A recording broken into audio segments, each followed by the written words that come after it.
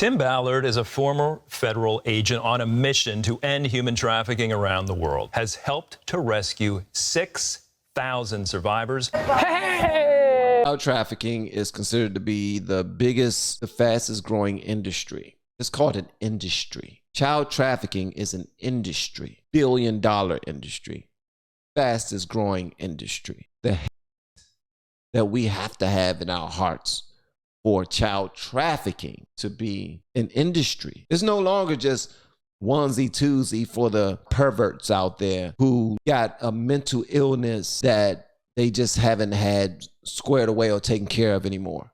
This is an actual industry. People can care less about children anymore, to the point that it's the fastest growing industry in the country, probably in the world.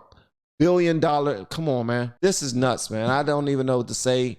It's embarrassing. We need to do something about this. This is some bull sugar honey iced tea, man. We need to do something about it, and do something about it now. Tim Ballard is a former federal agent on a mission to end human trafficking around the world. His Operation Underground Railroad has helped to rescue 6,000 survivors and arrest more than 5,000 perpetrators. Jim Caviezel stars in Sound of Freedom, the new movie about Tim Ballard's real life. Ephraim Graham sat down with Ballard for a closer look at the true story behind the movie. We intentionally go to the darkest corners of the earth where there is no hope and find these kids. Cameras capture some of Tim Ballard's real-life missions to rescue children from trafficking. And now there's an even bigger light shining in the darkness. It is the fastest growing international crime network that the world has ever seen. It has already passed the illegal arms trade, and soon it's gonna pass the drug trade. Because you can sell a bag of hate one time to a child 5 to 10 times a day.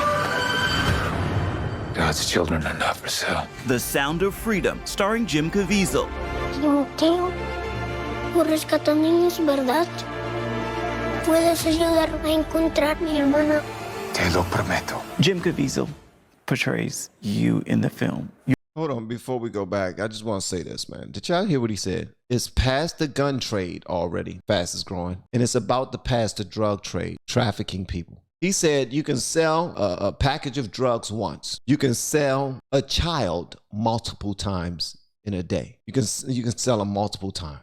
Your thoughts seeing him on screen as you for the first time? Well, it's really bizarre, first of all, to watch it. But Jim is a special case because I never thought this movie was going to be made, because from concept to screen, I think I read 5% make it to the big screen. Yeah. A few years into their endeavor, I remember they showed up in, I believe it was December of 2017, and they said, hey, we're going to film this summer, and we need to pick someone to play you, which I never let my mind go to that place, because that's a strange question. Right out of the gate, I knew who I wanted. So well, if this is a real question, the answer is Jim Caviezel. And I was so adamant. And I said to them, look, I don't like Hollywood. I don't trust Hollywood. I don't know these actors. I know Jim Caviezel loves Jesus, and that's the only real requirement I have. It was like 4 days. They asked him, they skipped his agents right to him. Bless him, man. He said he knows that the actor loved Jesus, and that's the only real requirement he has. He wasn't looking for somebody that was just trying to be in a blockbuster film and didn't give a damn about people. He was looking for somebody who cared and was led by God. Amen, bro. And he had a really personal experience himself with human trafficking, and we didn't know about it. He jumped right in, and he's one of my best friends today. We're super close and talking all the time, and because he cares deeply. How long have you been doing this? 12 years now. How many has he got? 288. How many kids you found? Take me back, I guess, to that period of your life. What was going through your heart as this is all unfolding? There was a strange time during that really decade of working in the government, because we were discovering things, and sometimes I felt I was discovering things alone, because nobody was talking about human trafficking, and I would tell people these stories of the things I was coming across, and no one believed me, and the most frustrating part for me was, in the U.S. government early 2000s, we were focused on the end user stuff. Yeah.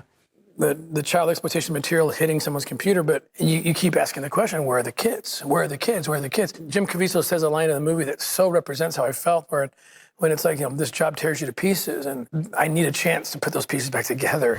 This job tears you to pieces.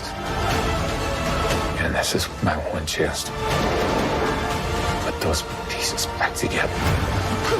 When God tells you what to do,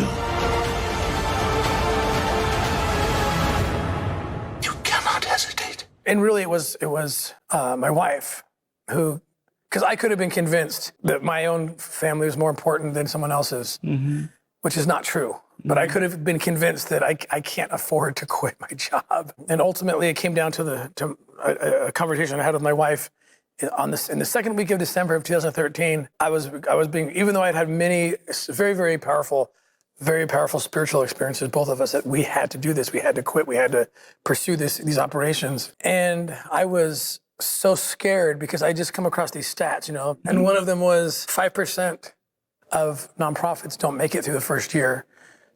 Less than 3% make it through the second year. And you compare that to a federal job, which is secure for your life. Yeah. And I was freaking out, and my wife had to remind me, and she did it in a very powerful way, and she grabbed me by the collars, and she said, "I will not let you jeopardize my salvation," she said, "by not doing this."